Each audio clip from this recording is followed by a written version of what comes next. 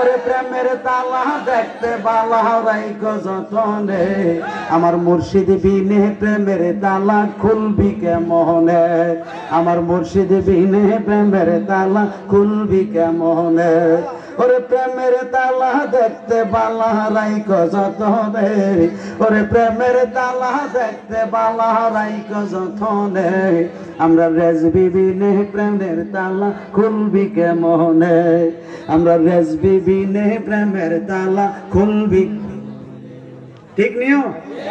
কি প্রেম চলতো না যেরকম না প্রেম চলতো কিনা কোন দেশে রইলা গো আমার কলজা টুকরা হাই রে কি দেখো রে কি কর আমি তো মনে করছি তুমি যেভাবে স্লোগান মারছো হ্যাঁ এমনি বুঝে সেরে নেব কিছু হলারটা দিয়ে হোক এটা একটা হলার নাও কি একটা হলার এই হলারের লেগে দুধ কেমন করে লিখতেছে তাম দিনে এটারে কথা কোন ঠিক কিনা দুই হাত তুলে বলেন তো এই হলারটা ছাড়া কেউ আসেননি দুই হাত তুলে বলেন দুই হাত তুলে বলেন একজন হাত বাকি রাখতে না জোরে কোন আছে না নাই নারায়ে তাকবীর এই আওয়াজে মানে নারায়ে তাকবীর আল্লাহু আকবার নারায়ে রিসালাত ইয়া রাসূলুল্লাহ নারায়ে কাউসিয়া ইয়া রাসূলুল্লাহ মাসলুকে আলা হযরত উরসে আলা হযরত উরসে আলা হযরত তাইরি সাহেবের আগমন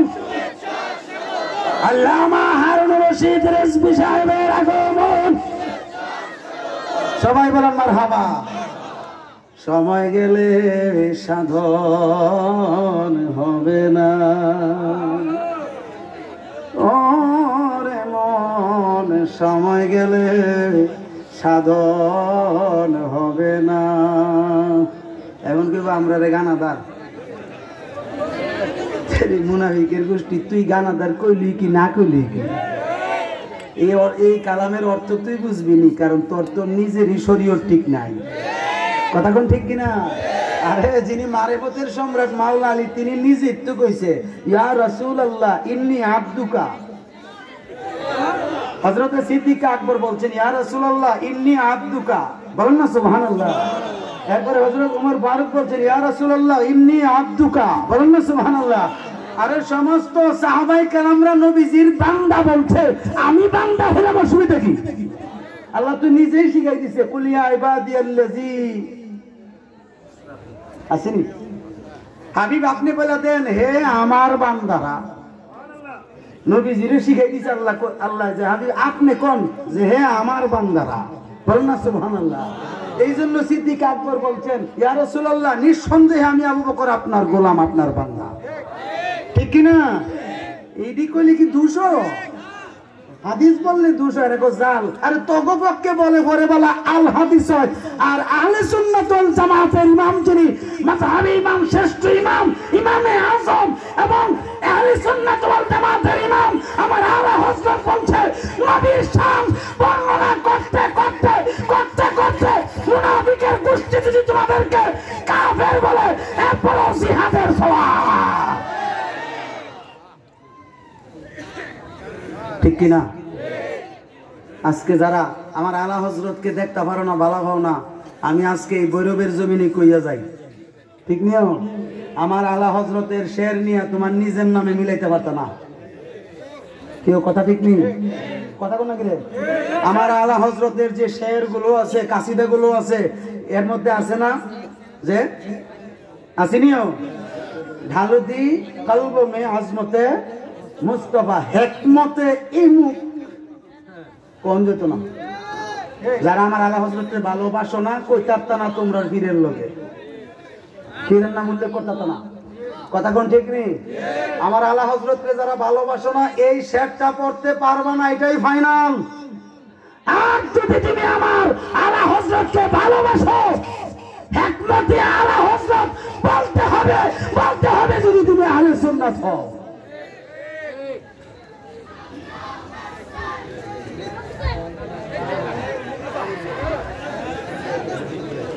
No, no,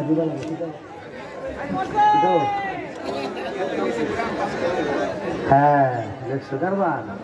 ইয়ো আইতার বলি তো না লিগা এটা কাম করো মাথা তুলে লাও আমার দোস্তের মাথা তুলে আমি ধাক্কা দেখি করো ভাইরে ফাইরে ইনি মেরে লাও চিন্তা করতেছে আমার দোস্তের আমার কলজাটা রেহান আইতে দাও শান্তিতে আইতে দাও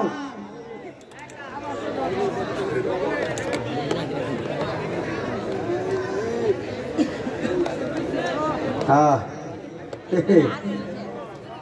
কি তো হ্যাঁ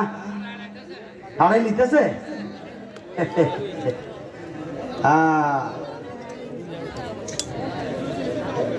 মুর্শিদ পথ দেখায়া দাও আমি যে পথ চিনি না গো সঙ্গে কইরা নাও মুর্শিদ পথ দেখায়া দাও ঠিক নেই কোন গেরো জানেন মুর্শিদ ধরছেন তিনি পথ দেখাইতে পারেনিও আও ধরেন না তুমি বলেন না কেন পারেনি এই পথ আসেনি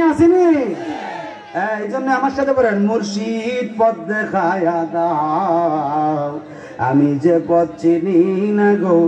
সঙ্গে কইরা নাও দয়াল পথ দেখায়া দাও ও মুর্শিদ